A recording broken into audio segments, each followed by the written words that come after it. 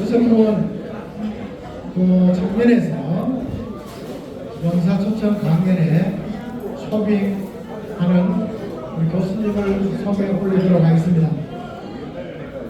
우리 이희청 교수님은 그 경북대학교 행정대학원 행정대학 한국과학종합연구원 전체 박사로 전 국정원의 소속으로 국가정보대학원의 교수로 재직하셨고 지금 현재는 자유수업포럼 공동대표이시고 한국자유총연맹 정책자문위원으로 계십니다.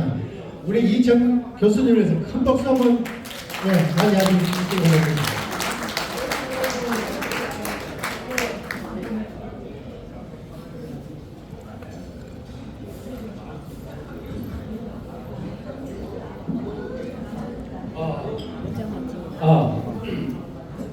반갑습니다.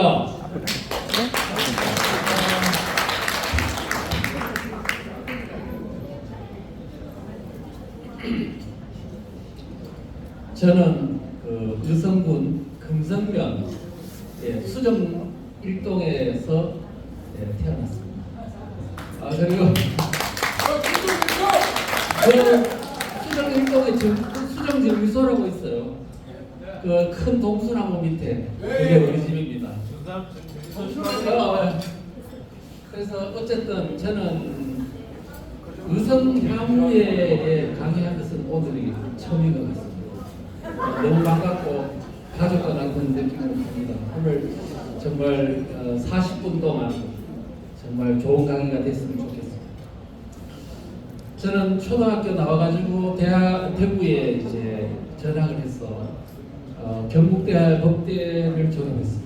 그리고 국정원에 입사해서 27년간 근무했고요. 그 중에 17년간을 국정원에 있는 소속된 학교가 있습니다. 국가정보대학원이라고 거기서 정신교육 담당 교수를 17년간 했습니다. 그래서 우리 국정원 그 당시에는 국정원 직원들이 저 이름 모르는 사람은 간첩입니다.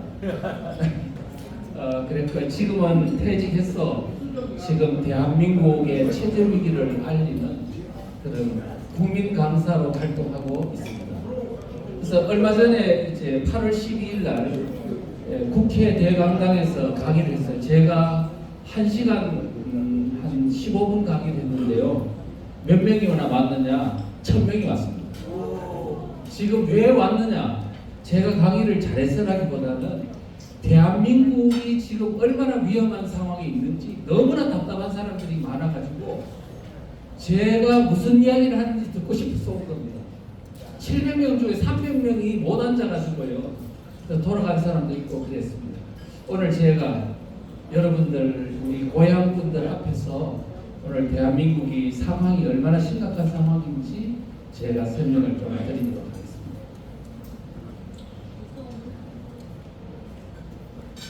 제목은 전복된 대한민국과 대세 집권 전략. 전복이라는 말이 뭐냐면요, 뒤집어졌다는 뜻입니다. 여러분들은 지금 자유민주주의 체제의 대한민국이 정상적으로 작동되는 걸로 생각하시는지 모르지만 사실상 제가 그 사상 분야만 쉼없이 연구해 본 사람으로서 볼 때 대한민국은 사실상 지금 전복됐습니다. 적화됐다고. 그래서 이 상황이 얼마나 심각한지를 여러분들에게 좀 설명을 드리도록 하겠습니다. 대세, 집권 전략에 있는 대세란 대한민국 세력. 그 세력이 대한민국을 긍정하는 세력이 어떻게 다시 이 전세를 뒤집고 다시 집권할 수 있을지에 대한 방안을 제가 설명드리도록 하겠습니다. 현재 지금 여러분들은요, 노동이나 교육, 언론, 그 다음에 문화권은 이미 진작에 전복이 됐고요. 종북 세력이 완전히 장악했습니다. 그리고 지금 마지막에 지금 장악당한 게 정치권입니다. 정치권이 지금 어느 정도로 전복이 됐는지를 제가 여러분들에게 설명을 드릴 테니까 놀라지 마십시오. 여러분, 2000년도 지금으로부터 약 한 24년 전에 이 총선이 있었는데요. 그때 한나라당이 133석, 새천년 민주당이 115석, 그 다음에 자유민주연합 김종필 총재가 만든 정당이 17석 이랬는데, 그 당시에는요 이 좌파 정당이 있었냐 하면 있었어요. 민노당이라고 있었는데 국회의원이 한 명도 없었어요. 그러니까 다 그 당시는 뭐라고 했냐면 보수 양당 체제라 그랬어요. 한나라당도 보수 정당, 민주당도 보수 정당이라고 그랬다고. 자, 그 다음에 2008년도 총선을 보면요, 새누리당, 지금은 국민의힘당의 전신인 새누리당이 165석, 그 다음에 민주통합당 81석, 자유선진당 14석. 자, 그래서 좌파 정당은 2008년도 기준으로 민노당 5석, 진보신당 1석, 6석이 되겠습니다.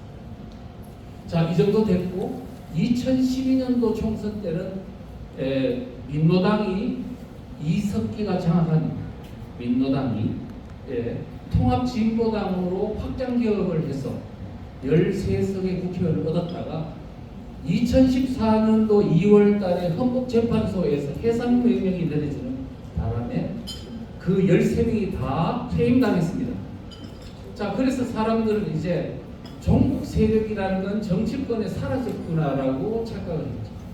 그런데 지금 세월이 흘러가지고 2014년도 현재 기준으로 어떻게 됐냐. 자, 보십시오.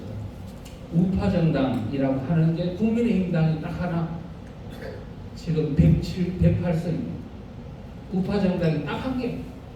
그 다음에 좌파정당이라고 하는 정당들이 우후죽순처럼 생겼는데 한번 볼까요? 더불어민주당, 진보당, 조국혁신당, 기본소득당, 사회민주당, 정의당, 녹색당, 열린민주당, 지역당연합, 노동당. 여러분, 이 지금 이렇게 우후죽순처럼 지금 좌파 정당이 양산됐고요. 이 중에서 국회의원을 가진 정당이 한 7개 정당 정도 되겠습니다. 그렇게 해서 이 정당들이 그냥 만들어진 게 아니고 연대연합을 하고 있다는 사실입니다. 이번 총선 전에 제가 전국을 다니면서 지금 여러분들은 좌파들이 이번에 총선을 승리하기 위해서 어떤 전략 전술을 쓰고 있는지 유심하게 관찰하라고 제가 강조를 많이 했었어요. 자, 그런데 지금 조국혁신당 대표인 조국이가 작년 11월 3일날 말했던 게 뭐냐면, 이순신 장군이 임진왜란 때 했던 전법, 하객진, 그 전법으로 이번 총선에 임해야 된다라고 말했어요. 실제 그렇게 했어요. 더불어민주당을 중심으로 하계 양날개처럼 폈어. 자, 한쪽 날개에는 어디 있나? 진보당. 옛날에 통진당 후신이 지금 부활됐잖아요. 진보당이 거기에 포진하고 있고, 그 다음에 새진보연합이라고 세 개의 정당이 연합정당이 만들어져 가지고 거기도 있고, 그 다음에 연합정치시민회의라고 해서 촛불 시위를 일으키는 전문 시위꾼들의 어떤 세력으로 정당 형태로 만들어 가지고, 더불어민주당이 뭐냐면 이걸 전체 하나로 비례대표 연합정당을 만든 거예요. 그래서 더불어민주당이 자기들만 갖지 않고 이 세력들한테 3석씩 의석을 배분해 줬다고. 이제 하나의 정당이 된 거죠. 이 정도로 이제는 비의석을 하나씩 배분해 줬다는 뜻은 이제는 우리는 운명 공동체야, 그런 뜻이죠. 자, 한쪽 날개를 보면 조국혁신당이 있고, 그 다음에 송영길의 소나무당, 다 우리가 좌파 정당이라고 할 수 있는 정당들이 포진하고, 그 다음에 이낙연의 새로운 미래는 중도 정당이라 할 수 있지만, 어쨌든 중도라고 하더라도 좌파 정당과 다 연대 연합 전술의 한 일원으로서 참여하고 있다는 거죠. 그래서 연대연합을 하는 목적은 뭐냐면 윤석열 정부를 타도하는 겁니다. 퇴진시키고 완전히 그들의 어떤 연대연합 세력에 의한 새로운 정권을 만들다.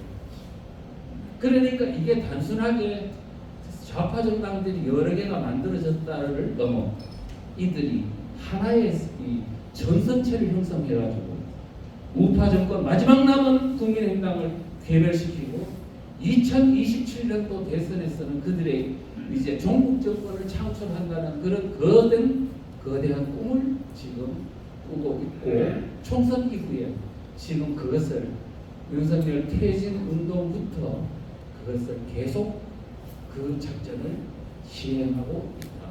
이렇게 볼 수 있습니다. 자, 그런데요.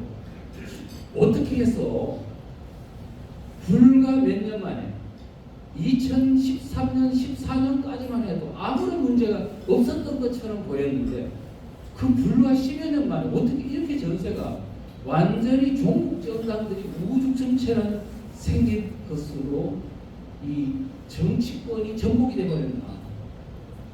여러분들은 지금 이것을 주목해야 합니다.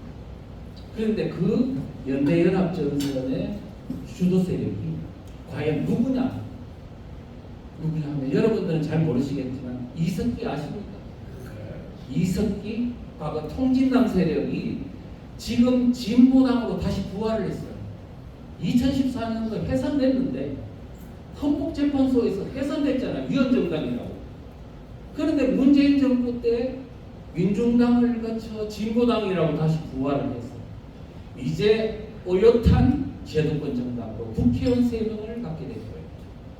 단순히 국회의원 3석을 가진 것은 그치지 않고 사실은요, 대한민국의 정치권을 사실상은 주도하는 중심 세력이 됐다는 사실. 왜 그러냐고?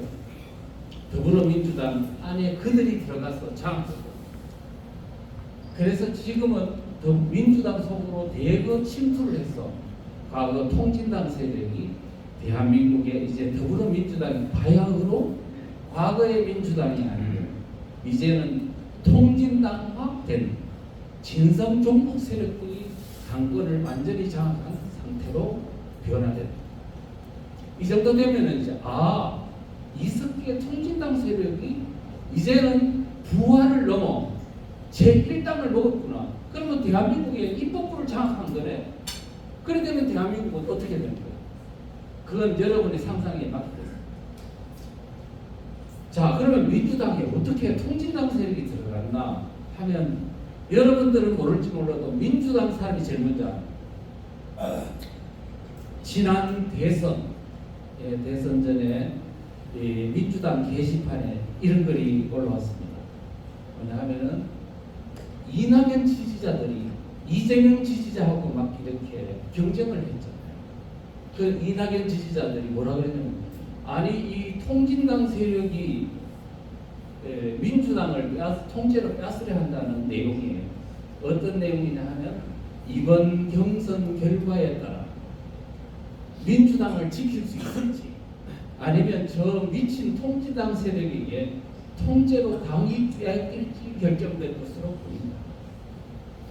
그러니까 지금 무슨 얘기냐면 통진당 세력이 민주당 속으로 막 그냥 들어오는 거예요. 지금 여러분 민주당이 옛날에 2008년도에 당원이 얼마인지 아세요? 권리당원이 25,000명 정도 됐어요. 그러니까 지금 권리당원이 얼마인지 아세요? 더불어민주당 250만 명이에요. 106배가 늘어나고 그 중에서 언제 배가 늘어났냐? 이재명이 대통령 선거에 나온 바로 이때부터 지금 짧은 기간 동안에 배가 늘어났어요. 얼마나 많은 세력들이 민주당 안에 들어온지 아시죠? 완전히 새로운 정당으로 바뀌어버렸어요. 그래서 지금 문재인 때에 더불어민주당은 누가 당권을 장악하고 있었냐 하면 그 역시 종북 세력입니다.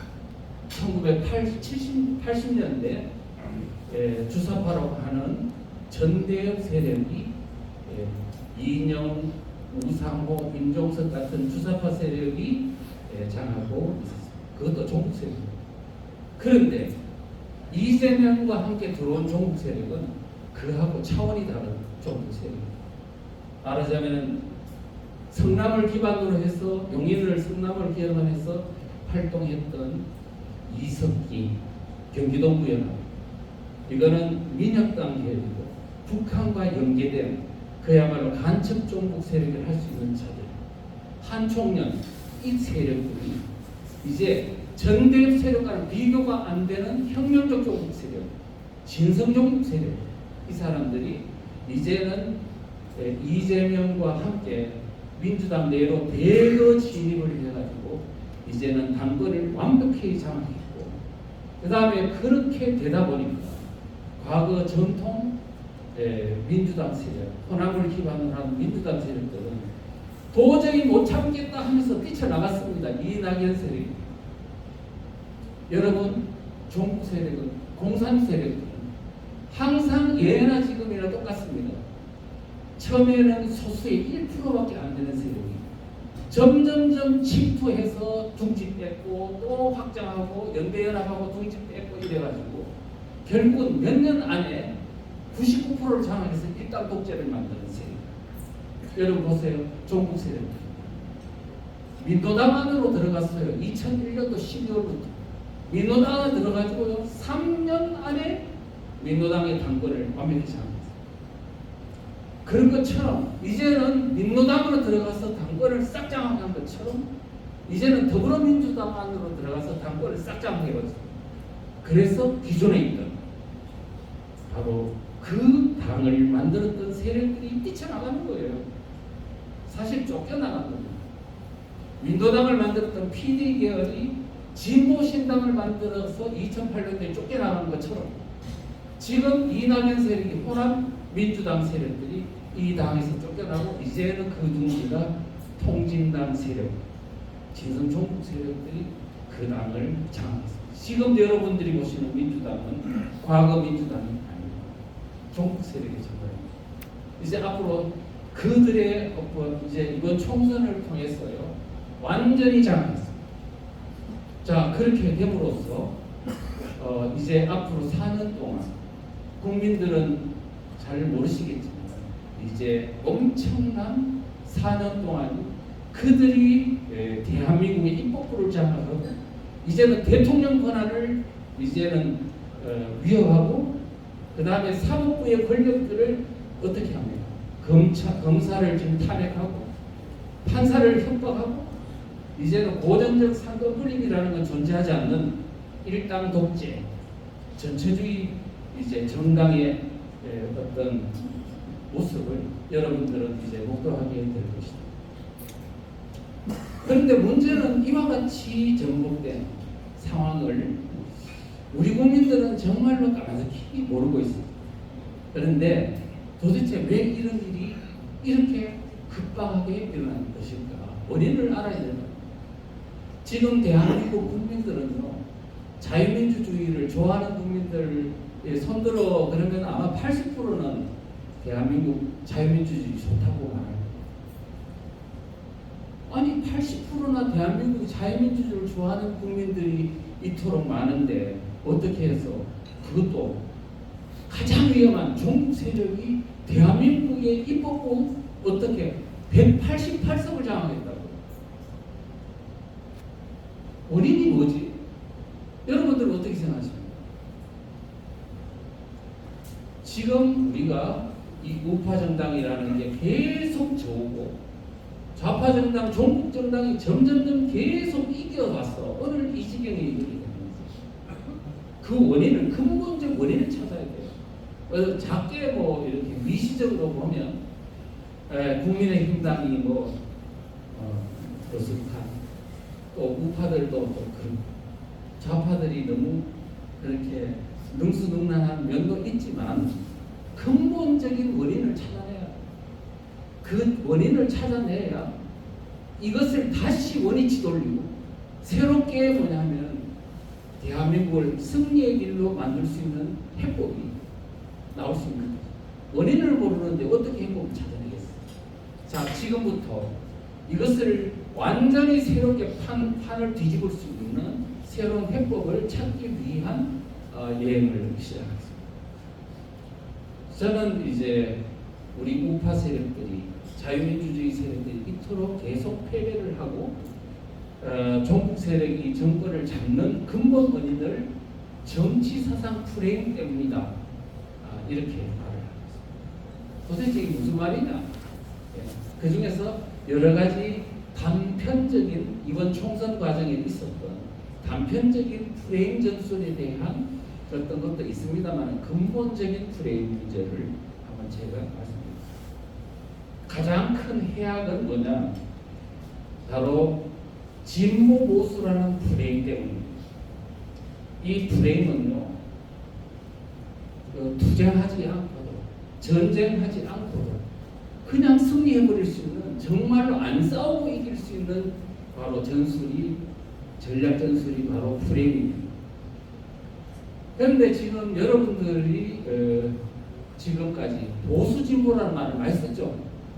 많이 쓰는데, 그럼 여러분들이 조금 더 과거에는 어떻게 썼나 하면, 해방 직후, 그 다음에 또 그 이후에 보면 어른들은 다 기억하시겠지만 좌익우익이라고 썼지 않습니까?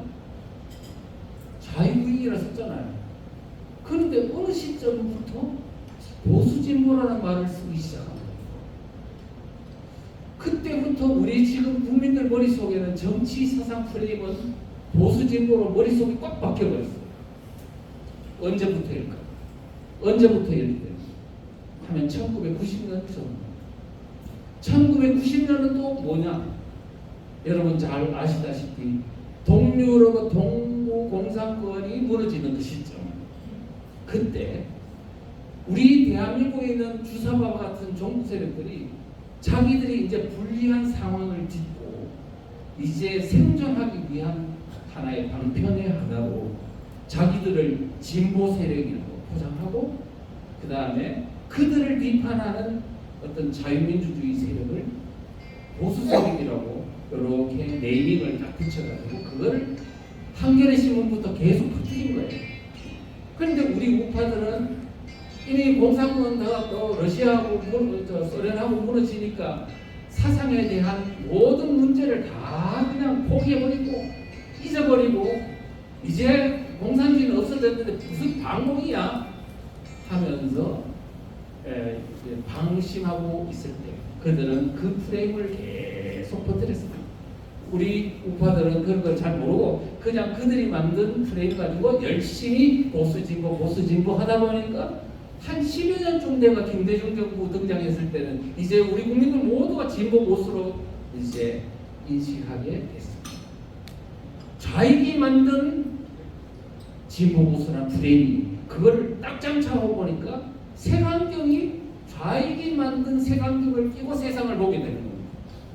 공산주의는 진보 세력, 좋은 세력이고, 그 다음에 자유민주주의 세력은 보수 세력인데 이거는 진보를 거부한 수구꼴통이다, 이런 프레임을 갖게 되면서 세상은 전혀 다른 형태로 이제 정치 전쟁은 전개되게 됐습니다. 자, 그리하여 여러분 잘 아시죠? 2000년도 초반 이럴 때는 우리가 다 보수 양당 체제라고 그랬어요. 한나라당도 보수 정당, 민주당도 보수 정당, 둘 다 보수 정당이라는 거예요. 민주당은 그냥 뭐 국회의원 없는 정당.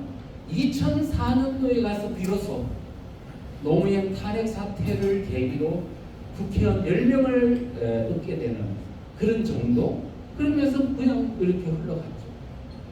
다 보수 정당을 했던 그런 상황이었는데 어떻게 된 것일까? 2009년도 5월달에 광우병 사태가 있었습니다. 광화문 광장을 그냥 완전 뒤집어 놨죠. 3개월 동안 촛불 광풍을 몰아치고, 미국 쇠고기 먹으면 뇌송송 구멍탕, 뇌 부엉들 핀다 그러면서 죽기 싫어요 그러고 뭐 이런 어떤 난리통을 쳤잖아요. 그때가 5월 2일부터 시작됐는데 바로 그리고 6월달, 다음 달이죠. 그때 국민들 보고 여론조사를 했어요. 당신은 보수 세력이요, 중도 세력이요, 진보 세력이요 물어봤더니 어떤 결과가 나왔냐면 진보요 나는 36.7% 나왔습니다. 중도가 34.8%, 보수 세력 24.2% 나왔습니다. 아니 보수 양당 체제라고 했는 그 상황에서 그렇게 급격하게 완전 뒤집어질 거예요. 보수 세력이 24%로 급락을 해버린 거죠. 자, 지금요 제가 하나만 말씀드릴게요. 제가 지금 10몇 년 전에 ROTC 대상으로 제가 충남대에서 강의를 했어요 한번. 그래가지고 제가 대학생들 보고 물어봤습니다. 자, 여러분 중에 자기가 진보 세력이라고 생각하는 사람 손들어. 그랬더니 얼마쯤 듣지 아세요? 60%가 듣더라고요. 자, 내려. 그러면 보수 세력이라고 생각하는 사람 손들어. 그랬더니 안 들어요. 그러니까 들어 괜찮아. 그랬더니 막 부끄러운 듯 하면서 드는데 10% 들었어요. 그래서 내가 진보 세력이라고 하는 사람한테 물어봤어요. 왜 진보 세력이라고 60%를 이렇게 쭉 듣냐? 내보고 얼굴을 많이 쳐다보면서 이상한 질문 하시네. 뭐 이렇게. 그래서 내가 대답을 했어요. 아, 진보 세력이라 하면 나아갈 진 걸고 앞으로 나간다 그런 뜻이니까 좋은 세상을 만든다고 사전에 또 나와 있으니까 아 그래서 젊은 사람으로서 당연히 들어야 되는 거 아니야 이래서 든 거 아니야 그랬더니 다 맞대요. 역시 해답 맞췄어 뭐 이런 뜻이야. 자 그러면 자 진보 세력이 보다 발전하고 좋은 세상을 만드는 사람이라면 보수 세력은 진보를 반대하잖아요. 그럼 뭐 보수 진보를 반대하는 세력이니까 보수는 뭐야? 진보를 거부하는 세력, 퇴보 세력, 수구꼴통 이런 어떤 이미지가 박혀가지고 젊은 사람이 어떻게 보수를 지지할 수 있느냐 이래가지고 안 든 거예요. 자 그래서 제가 그 학생들 보고 이런 말 했어요. 자 그런데 여러분들이 모르는 게 하나가 있어요. 뭐냐 하면은 지금 이 진보 세력이라 하는 것을 우리가 사전에 나와 있는 일반 용어 말고 정치학적 용어로 말하면 진보 세력은 공산주의자를 말하는 거예요. 공산주의자들은 자본주의를 멸망시키고 공산주의로 가는 것을 역사의 진보라는 마르크스적 개념을 가지고 자기들을 진보 세력이라고 부른 거예요. 그래서 공산주의, 사회주의를 지향하는 사람들이 다 자기들을 진보 세력이라고 그렇게 말을 했습니다. 전 세계는 다 공산주의, 진보 세력이라고 하면 아, 저 사람은 공산주의자네, 사회주의자네 다 아는데 한국에 있는 젊은이들만 그걸 모른다는 내가 이야기했어요. 자, 그렇게 설명해 놓고 자, 다시 묻겠다. 진보 세력이라고 생각하는 사람 손들어 그래. 들었을까요? 안 들었을까요? 안 들었어요. 5분 안에 그냥 다 끝장난 거야. 그래 보니까 아, 지금 우리 젊은이들이 너무나 이 잘못된 용어, 좌익들이 이 터트린 용어에 다 휘둘려 가지고 자기가 진짜 자유민주주의를 좋아하면서도 불구하고 진보 그룹 안에 떠 들어가 가지고 그들 편 먹고 줄 당기기를 하는 거예요. 오늘 이 대한민국이 그렇게 돼 가지고 이 보수와 진보를 가지고 이렇게 선거를 계속 치르다 보니 하면 할수록 뭐냐면 보수는 지는 거고 진보는 이기는 게임을 하다 보니까 오늘 이기는 게임이 있어요. 그래서 제가요 이 진보, 중도, 보수라는 이 프레임을 딱 설명해 보세요. 진보와 중도가 합쳐버리면 70%예요. 그러면 보수가 24%인데 이거는 무조건 100점 100입니다. 자, 요것을 아시고요. 자, 그리고 나서 보십시오. 북한과 중국 세력이 지금 합법적 방법으로 대한민국의 정권을 찬탈하려고 하는데 방법을 뭘 하냐? 보수 진보 프레임을 가지고 하는 거예요. 지금 보십시오. 제가 그냥 하는 말이 아니고 덤청학령 남측 공동. 이거는 북한이 범민련, 범청학련 이거는 북한의 지령에 따라 만든 단체 아닙니까? 종북 단체. 거기서 했던 말이 있습니다. 2012년도 대선에서 우리가 정권을 잡아야 된다. 2012년도는 김일성 수령님이 태어난 지 100돌 되는 데이기 때문에 무조건 대선에서 우리가 종북 정권을 창출해야 된다. 라고 했던 어떤 2012년. 그런데 어떻게 해가지고 자기들이 정권을 장악하냐? 그랬더니 이렇게 말했습니다. 진보 대 보수, 새정치 질서가 조성되어 있기 때문에 우리가 가능하다. 지금 무슨 얘기냐 하면 과거처럼 두 개 큰 정당이 다 보수 정당으로 했다면 이제 그때는 어려운데 이제는 그 보수라는 사람이 24%로 줄어들었다고요. 이제 진보 세력에 너무 많은 사람들이 막 젊은이들이 왕창 들어와가지고 이제는 진보와 중도를 합치면 70%를 되고 하니까 이제는 보수 세력에 이제 이거는 괴멸시킬 수 있다. 진보와 보수라는 프레임이 이제는 이 정도 돼 있기 때문에 이제는 이 프레임을 가지고 전쟁하면 이길 수 있다. 그런 얘기를 합니다. 지금 김일성 북한이 대남 공작을 하는데 합법적으로 대한민국의 정권을 정치하는데 뭐로 쓰냐면 보수 진보라는 프레임으로 하고 있다는 것은 이미 다 이게 나옵니다. 너무나 근거가 많아서 뭐 굳이 말할 것 없이 대표적인 것만 중개했습니다. 김정일이는 2006년도 1월 신년사설에서 남한 정권을 괴멸시키기 위해서 뭐라고 했다고? 반보수 대연합, 진보 대연합. 보수와 진보라는 걸 가지고 어떻게 연합을 해가지고 이거를 괴멸시켜야 된다라고 말했어요. 그건 좀 설명드릴게요. 그 다음에 2011년도에 보면 인천 중심으로 활동하던 왕재산이라는 간첩단이 있었어요. 국정원에 적발이 됐습니다. 김덕용이라는 주모자 노트북 딱 열어보니까 북한의 지령문이 100한 몇십 대가 들어있었는데 그 중에 2012년도 총선 대선 때 어떻게 선거에서 승리하는지 그 방법, 종북 정권을 창출하는 방법에 대해서 이게 다 지령이 내려와 있었어요. 어떤 내용이냐 하면 첫째는 진보 민노당만으로는 안 되니까 민노당을 진보 대통합정당으로 확대하라. 그래서 만들어진 게 뭐냐? 통합진보당입니다. 이거 그러니까 진보정당, 좌파 정당을 좀 확장해서 하는 것을 진보대 연합이라고 합니다. 그 다음에 그 밑에는 그런 후에는 이 진보대 통합정당을 기존에 있는 민주당과 야권 연대하는 그 안을 또 제시했어요. 그래서 통진당과 민주당이 어떻게 하라고요?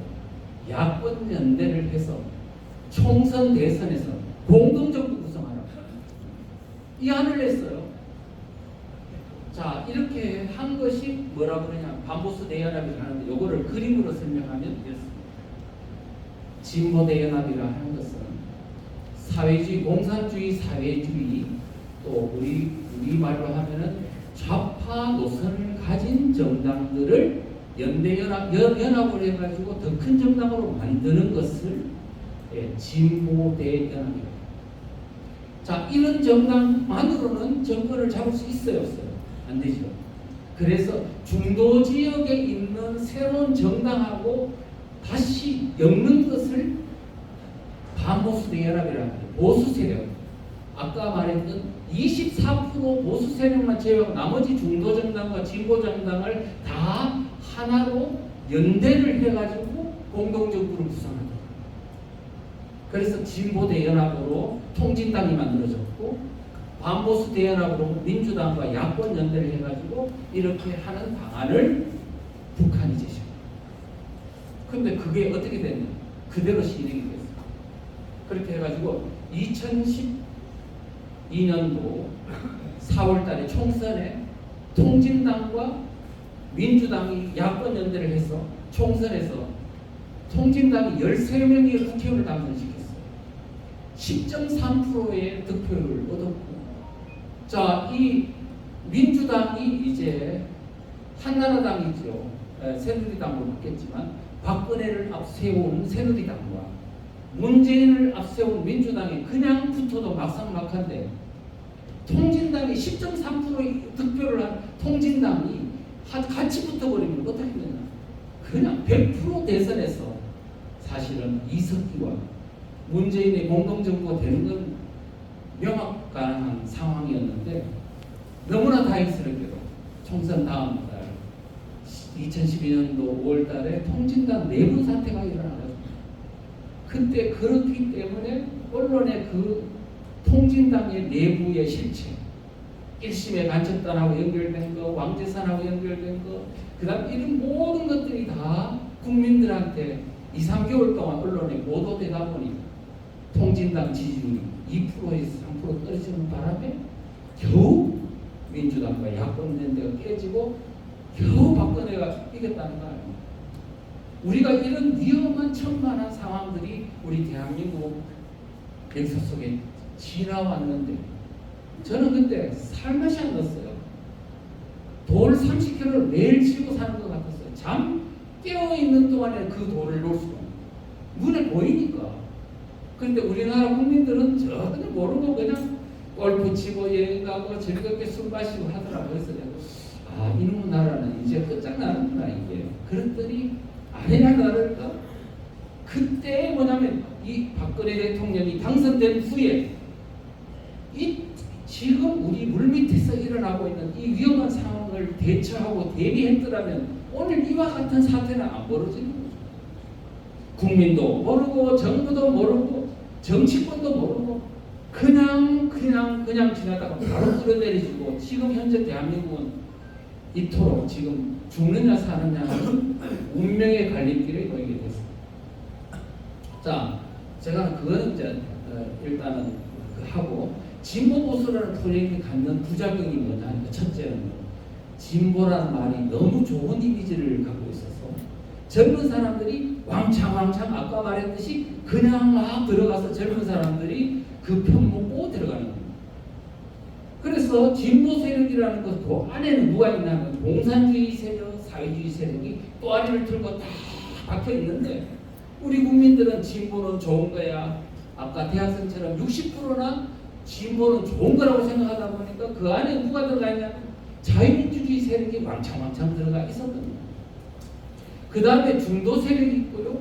보수 세력이 있는데 진보 세력이 왕창 거기에 젊은이들이 끌어안고 해서 많이 들어가 있는 데다가 중도 세력이 뭐냐면 진보하고 연대하는 건 좋아. 왜? 진보 이미지 좋으니까. 그거하고 야권 연대하기가 좋아요. 그런데 보수 세력은 어때? 아예 안 싫어. 꼴통이야. 이래가지고 중도 세력이 사실은 자유민주주의 세력인데 보수 세력과 연대하는 건 싫어해요. 자, 그래서 지금 이와 같은 진보는 좋은 세력, 보수는 진보를 거부하는 수구꼴통, 이와 같은 프레임 때문에 진보는 점점점 세력과 연대연합이 가능해지고 그 다음에 보수는 고립 상태에 가게 돼요. 국민의힘당도 이제는 보수 세력은 자꾸 내치고 중도만 안겠다는 거예요. 그건 뭐냐면 보수 이미지가 너무 나빠서 그렇거든요. 지금은 뭐냐 2022년도 여론조사에 보니까 진보 세력이 많이 줄어들었습니다. 그만큼 이제는 진보의 이미지가 나빠졌다는 뜻입니다. 자, 그 다음에 좌파 우파의 개념은 또 어떠냐. 여러분들이 지금 제가 지금 시간이 없어서 뭐 다 묻지를 못하겠는데 제가 이번에 국회 강의하면서 그랬어요. 우파가 대한민국 국민들 중에 몇 프로 됩니까? 라고 물었어요. 그랬더니 20% 정도 된다는 사람, 40%, 60%, 80% 된다는 거 고루고루 다 퍼져 있더라고요.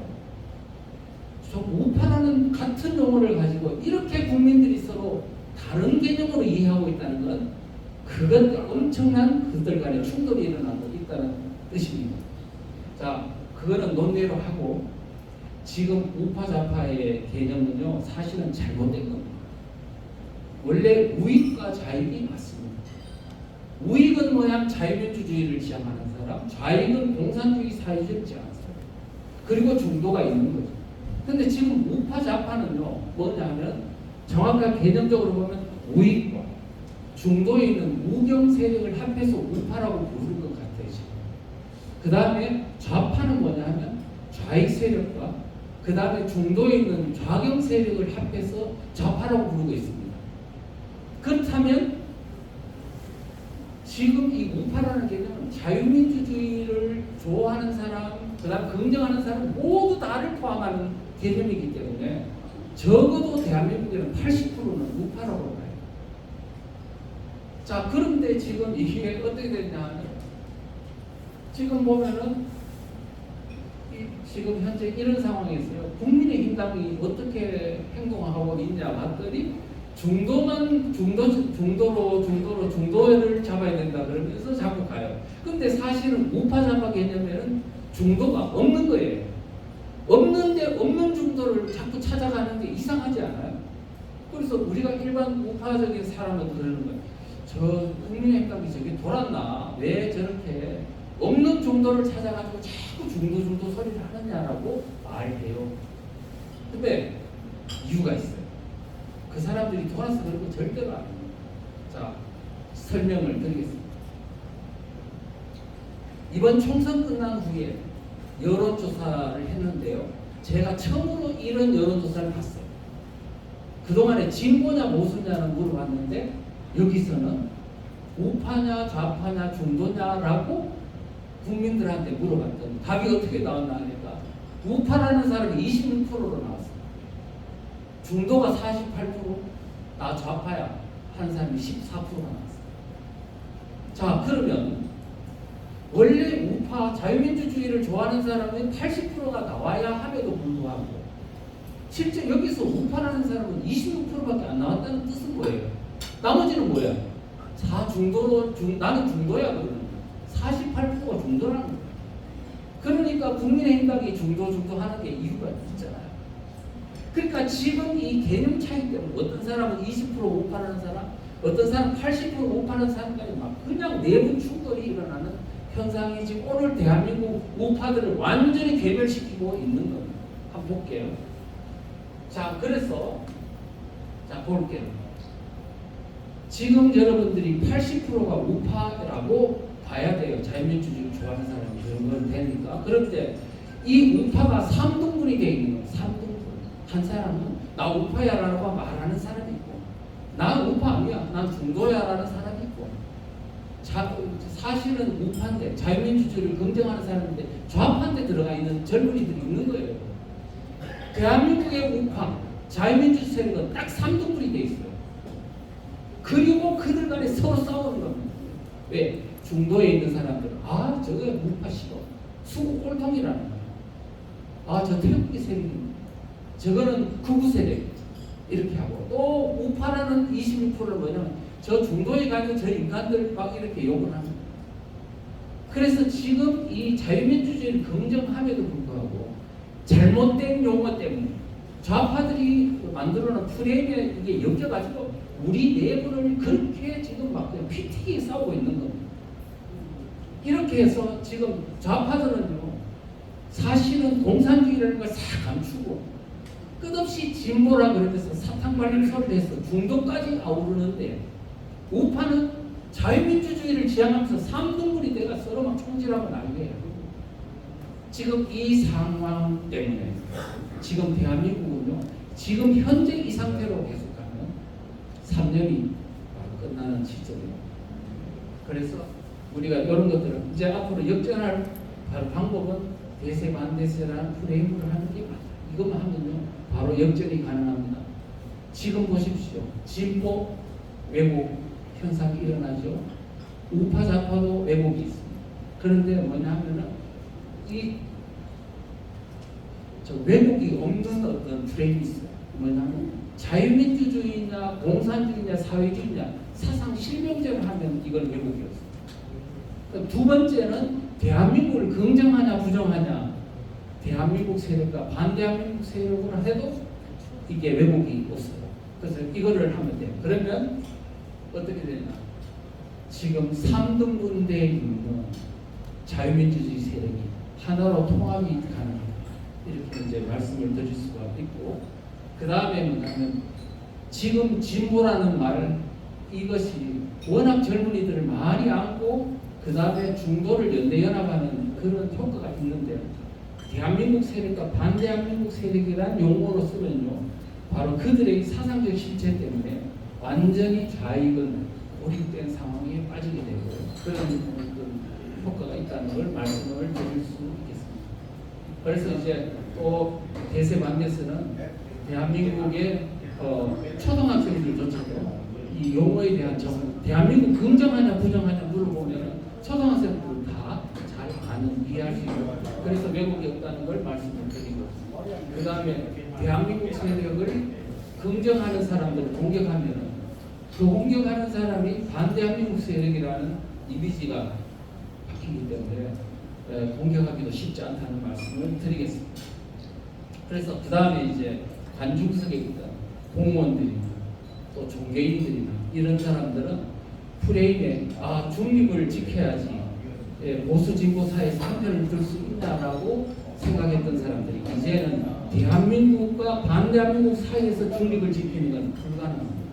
그래서 이 사람들이 대한민국 체제 수호를 위해서 앞장서서 전사가 될 수 있도록 유도하는 그런 효과가 있다는 것을 말씀드리겠습니다. 그래서 앞으로 저는 이제 지금 대한민국 국민들을 깨우기 위해서 대세운동 본부라는 걸 지금 만들고 있습니다. 그래서 전국 단위로 이번에 국회에서 그 강의를 했는데 그분들이 전부 다 이 프레임으로 하면 이길 수 있겠구나 이런 확신을 갖고 전부 다 하고 있고, 제가 연수원을 만들어 가지고 앞으로 국민들을 깨우는 그런 교육 운동을 통해서 대한민국 전체가 하나 되는, 대한민국의 자유민주주의를 좋아하는 사람들이 다 하나로 뭉치는 운동, 그걸 통해서 국민들을 각성시키고 대한민국의 종북 세력들은 고립시키는 그런 어떤 대한민국 승리의 방안으로 제가 노력을 하겠다라는 말씀을 드리겠습니다.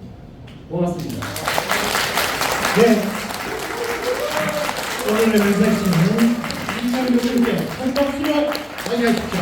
수고하셨습니다.